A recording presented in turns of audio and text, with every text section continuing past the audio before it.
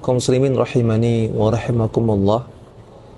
Baru-baru ini kita dikejutkan dengan kabar tentang adanya grup di Facebook yang berjudul Fantasi Sedarah.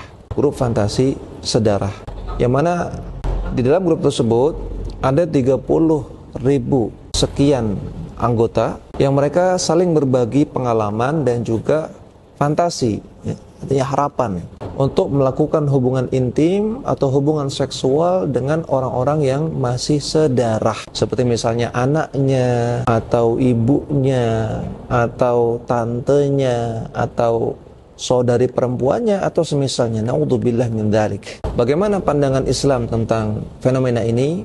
Maka bisa dilihat di dalam surat An-Nisa ayat 23.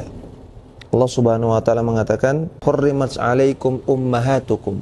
Diharamkan bagi kalian untuk menikah dengan ibu kandung kalian. Wa banatukum, dan juga diharamkan untuk menikah dengan anak-anak perempuan kalian. Wa akhwatukum, demikian juga saudari-saudari kalian. Wa ammatukum, demikian juga dengan tante, dengan bibi-bibi kalian. Wa khalatukum, demikian juga bibi kalian. Wa banatul akhi, dan juga dengan anak perempuan dari saudara, yaitu ponaan. Wa banatul ukhti, demikian juga anak perempuan dari saudari, demikian juga ponaan. Wa ummahatukum allati arda'anakum, demikian juga para ibu-ibu susu kalian, dan seterusnya.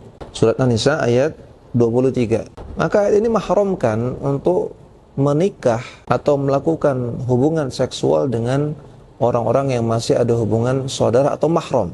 Menikah atau melakukan hubungan seksual dengan sesama mahram. Maka ini perbuatannya haram, jelas.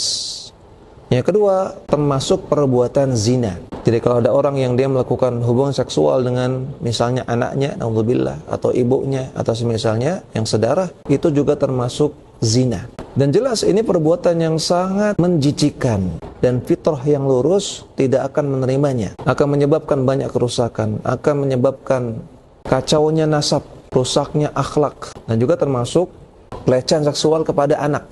Sehingga perbuatan seperti ini tidak hanya diharamkan dalam agama, tapi juga diharamkan oleh negara kita. Sebagaimana disebutkan dalam Undang-Undang Perlindungan Anak, demikian juga Undang-Undang seputar pernikahan. Maka barang siapa yang menemukan terjadi ada kasus seperti ini, bisa dilaporkan kepada pihak yang berwajib. Maka jelas, perbuatan seperti ini dalam Islam itu hukumnya haram, bahkan termasuk dosa yang besar. Demikian juga dalam hukum negara kita. Nah, namun masalahnya adalah kenapa bisa terjadi fenomena seperti ini? Wallahu a'lam, peran yang paling besar di sini adalah paparan dari konten-konten pornografi. Itulah yang menyebabkan orang punya fantasi yang aneh-aneh dalam melakukan hubungan seksual.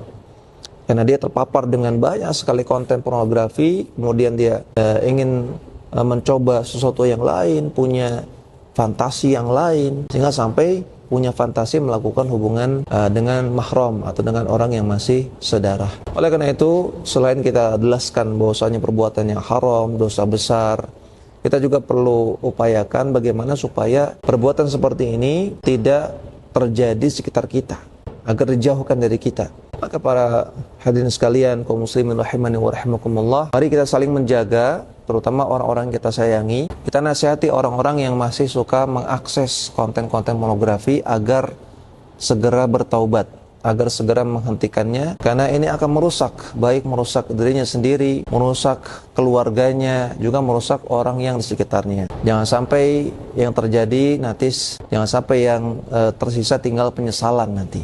Maka bagi siapa yang melihat ada orang yang mengakses konten pornografi, segera nasihati, segera dilarang. Sebelum terjadi perbuatan-perbuatan yang kita bahas ini, perbuatan yang sangat-sangat menjijikkan ini. Kita mohon kepada Allah Subhanahu wa taala, mudah-mudahan Allah berikan penjagaan kepada diri kita masing-masing, penjagaan kepada keluarga kita, kepada anak-anak kita, kepada pasangan kita, agar dijauhkan dari semua bentuk maksiat, dari semua bentuk kemungkaran, dari gangguan-gangguan orang-orang yang tidak bertanggung jawab, dan semoga Allah berikan keistiqomahan kepada kita untuk terus berada di jalan yang lurus sampai Allah wafatkan kita dalam keadaan husnul khatimah.